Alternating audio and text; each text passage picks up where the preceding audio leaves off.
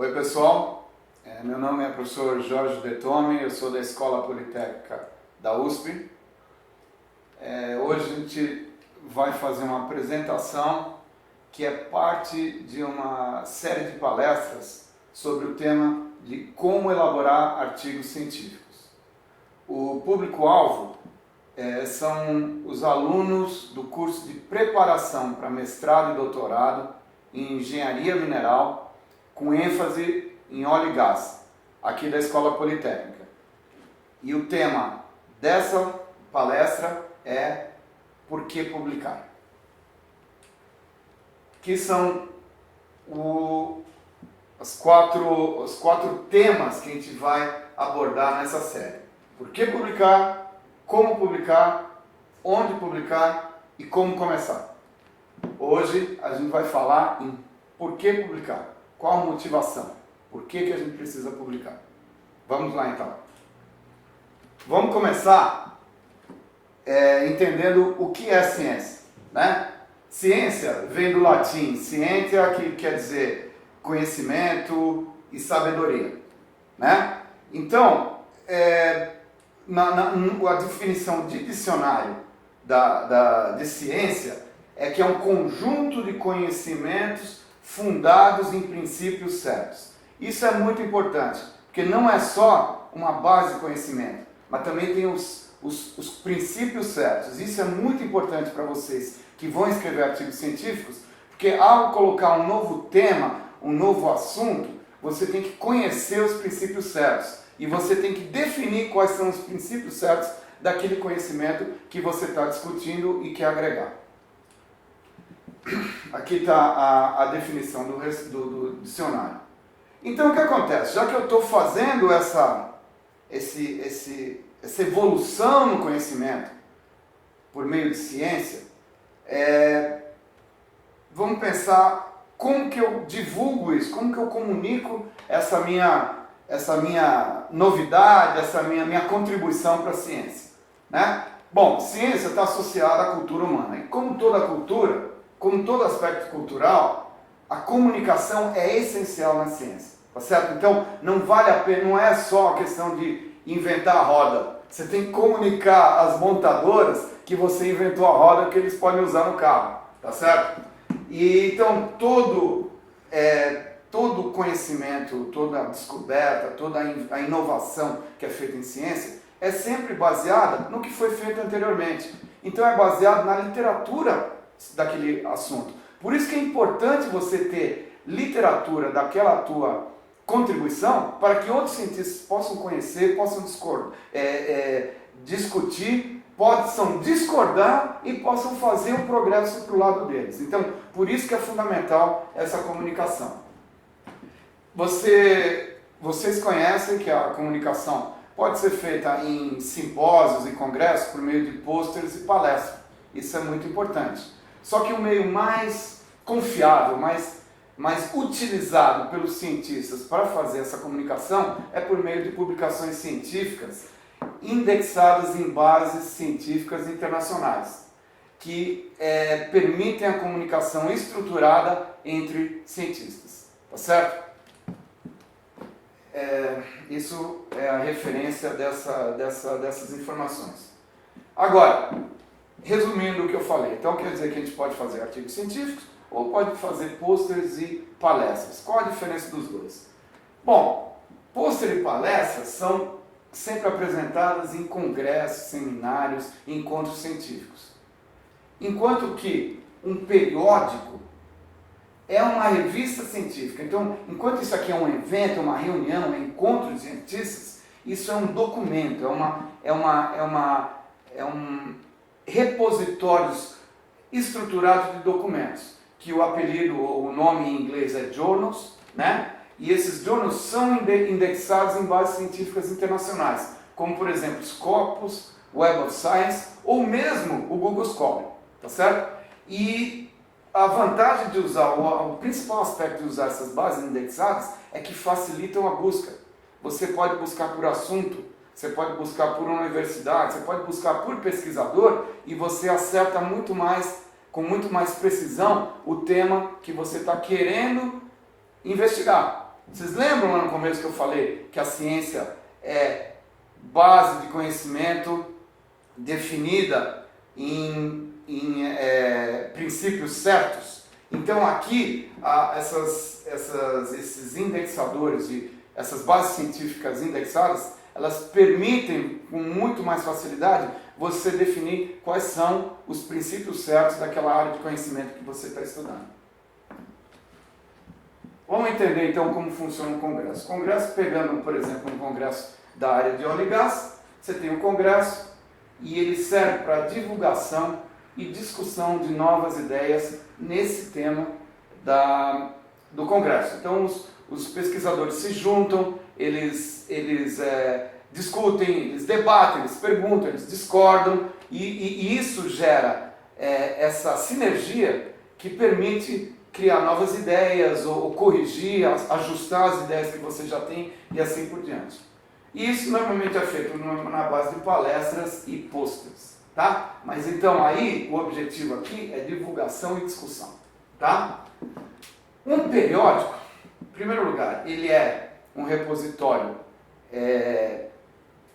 estruturado das informações, ele tem um número reconhecido internacionalmente dessa publicação, ele é indexado em bases científicas internacionais, que nem Scopus, que nem Web of Science, ou Google Scholar, entre outras, existem outras também. E para que você possa colocar o seu artigo, sua informação e ela ser divulgada pelo periódico, esse artigo vai ser revisado e aprovado pelos seus pares, antes de ser publicado. Então, o que significa que passa por um filtro de especialistas naquele tema que você está abordando. Você vai submeter isso a outros especialistas para que eles possam avaliar, revisar e eventualmente aprovar aquele tema para que ele seja publicado, certo? E muito relevante para o tema das nossas palestras é que os artigos científicos que você publica em periódicos servem de base para tese e dissertações, tá certo? Então, por isso que alguns alunos já têm me perguntado: professor, vai ter um congresso lá no Rio, professor, vai ter o simpósio da SPE. Falei, muito relevante, muito bacana, mas isso é diferente do que um artigo científico em periódico, porque o artigo científico periódico tem esses aspectos e, mais que tudo, ele pode ser utilizado como base da sua dissertação e da sua tese. Tá? Mas eu falei em pares, o que são os pares? O que é essa história dos pares? Bom, você tem um manuscrito que é a proposta de artigo, você prepara o teu manuscrito com aquilo que você quer que venha, que seja publicado sobre a sua inovação científica naquele periódico. E você submete ao periódico. Quando você submete ao periódico para ele avaliar, como que funciona esse sistema de avaliação? Primeiro é recebido por um editor. E ele compara o seu tema com a linha editorial do periódico. Se tiver conexão, se ele sentir que é uma contribuição importante para o periódico, ele distribui para revisores, tá certo? Às vezes são 2, 3, até mais revisores que vão entrar numa revisão detalhada do seu manuscrito, vão criticar, vão discutir e vão tomar uma decisão, ou vão fazer uma recomendação para o editor sobre o potencial de publicação desse manuscrito nesse periódico, tá certo? Aí o editor reúne todas essas críticas, informações e sugestões de revisão e manda de volta para o autor do manuscrito. Então o autor do manuscrito, em mãos dessas discussões, dessas críticas, ele decide se ele quer ajustar o manuscrito ou não. E se ele quiser ajustar, ele ajusta e manda de novo para rever se o processo é repetido. Então isso acontece algumas vezes até que o artigo seja considerado adequado para ser publicado nesse periódico.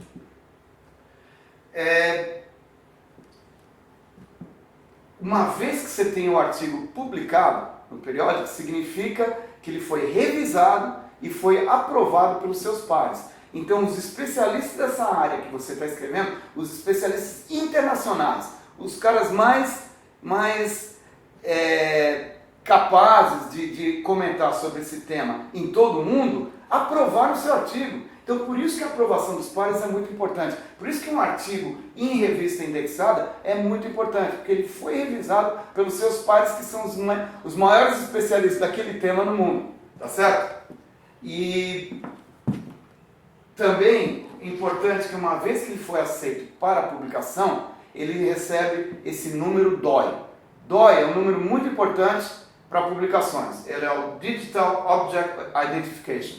Ele é um identificador único daquela publicação que vai ser enviado para as bases científicas internacionais. Então todo mundo científico vai ter acesso ao teu artigo naquele tema que você submeteu por meio desse periódico que vai designar esse DOI.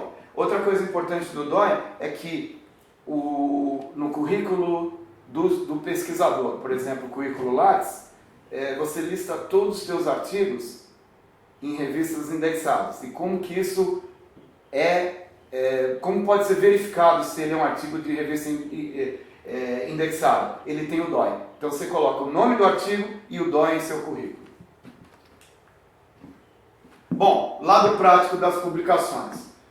Você faz o primeiro artigo, que na realidade, quando você escreve o artigo, vai ser uma reunião de informações sobre a descrição do problema, o estado da arte daquela área, né? Os princípios certos daquela área, a metodologia que você usou, os resultados que você obteve, a discussão desses resultados e as conclusões que você chegou com base nesse experimento. E coloca as referências daquele artigo. Então, esse artigo foi publicado no periódico e tem esse conteúdo. Aí você faz outro artigo. Você quer virar cientista, quer fazer mestrado, quer fazer doutorado, faz o primeiro artigo, faz o segundo artigo, que tem a mesma sequência. Qual que é o lado prático disso? Uma vez que você fez esses dois artigos, você escreve uma introdução de qual a relação entre esses dois problemas, como eles se relacionam e qual a relevância da solução desses problemas. Tá certo? E você faz um resumo desse artigo com problema, estado da arte, metodologia e resultados. Então você, a partir desses artigos que você já fez, você faz uma introdução descrevendo esse problema e resumindo esses dois artigos. E com isso, você tem aquela introdução que você acabou de elaborar em cima dos dois artigos e vira o primeiro capítulo da sua dissertação. Você tem o artigo 1 resumido, ele vira o capítulo 2. Você tem o artigo 2 resumido, ele vira o capítulo 3. Aí você pega a discussão dos dois artigos e coloca elas no mesmo documento e vira o capítulo 4. Mesma coisa com as conclusões e a mesma coisa com a revisão. O que acontece? Você tem pronta a tua dissertação de mestrado fazendo apenas 2 artigos e a única coisa nova que você escreveu, pensa bem pessoal, foi a introdução. O resto é todo o trabalho que você já fez. Então, para sair dos artigos para a dissertação, é uma introdução de 5 páginas. É isso que você resume o trabalho de elaboração da dissertação. Tá certo? Algumas observações. O primeiro, já que os artigos forem enviados para bases internacionais, eles foram escritos em inglês. Então, todo esse documento tem que ser redigido em inglês. Tá certo? O segundo, que no caso de tese de doutorado, são 3 artigos. Tá certo? Mas esse é o lado prático. Então, se você botar energia na elaboração desses artigos, não só que você vai se inserir na comunidade científica internacional, mas você também vai estar fazendo um serviço para facilitar o teu trabalho de elaboração da dissertação e da sua tese. Por exemplo, essa é uma tese que foi defendida aqui no departamento o ano passado, né? Esse é o conteúdo. Vocês podem ver que tem uma introdução geral, artigo 1, artigo 2, artigo 3, conclusões e referências. Então, foi o tempo de elaboração da tese foi recorde aqui no departamento. Porque basicamente ele tinha esses 3 artigos prontos, ele só escreveu a introdução e juntou as conclusões num documento único. E as referências também, tá certo? E essa aqui é a ficha catalográfica desse trabalho de tese que esse aluno fez. Então funciona, é eficiente, facilita muito a vida do pesquisador e facilita muito a vida do orientador e da banca. Porque quando você vem com uma tese desse tipo, eu tenho que lembrar que ao examinar os temas-chave de pesquisa desse candidato, eu tenho que lembrar que ele já publicou em revistas de alto impacto, né? Então já os pares de cada um desses assuntos já avaliaram e aprovaram essa discussão. Então fica muito mais fácil para eu examinar e para eu trabalhar na revisão dessa tese. Bom, resumindo então o que a gente aprendeu hoje. Primeiro, a melhor forma de divulgar a sua pesquisa é por meio de publicação de artigos em periódicos indexados. Uma vez que você faz essa publicação, o seu artigo fica disponível em todas essas bases científicas internacionais para os demais pesquisadores. Muito importante, a gente aprendeu que ao conseguir a aprovação do artigo num periódico, você tem automaticamente a revisão e a aprovação dos seus pares, que são os especialistas internacionais naquele tema que você está escrevendo. Então isso dá um reforço muito grande, porque os seus pares aprovaram aquele tema de pesquisa. E o aspecto prático é que você pode usar esse artigo diretamente para a elaboração da sua dissertação e de sua tese. E por último, eu acho que é importante que sempre que você consegue uma publicação, isso é motivo de satisfação e realização pessoal, porque você está comunicando para o mundo, você está comunicando para a comunidade científica a sua contribuição naquele tema, tá certo? E você está estabelecendo novas bases de princípios certos para a inovação que você está propondo, ok? Então, pessoal, espero que vocês tenham acumulado um pouco de conhecimento desse tema. Qualquer dúvida que vocês tenham, vocês podem consultar o orientador de vocês, ou vocês podem me consultar por e-mail também. Mas o importante é mãos à obra e começar a trabalhar agora em seus artigos científicos. Muito obrigado.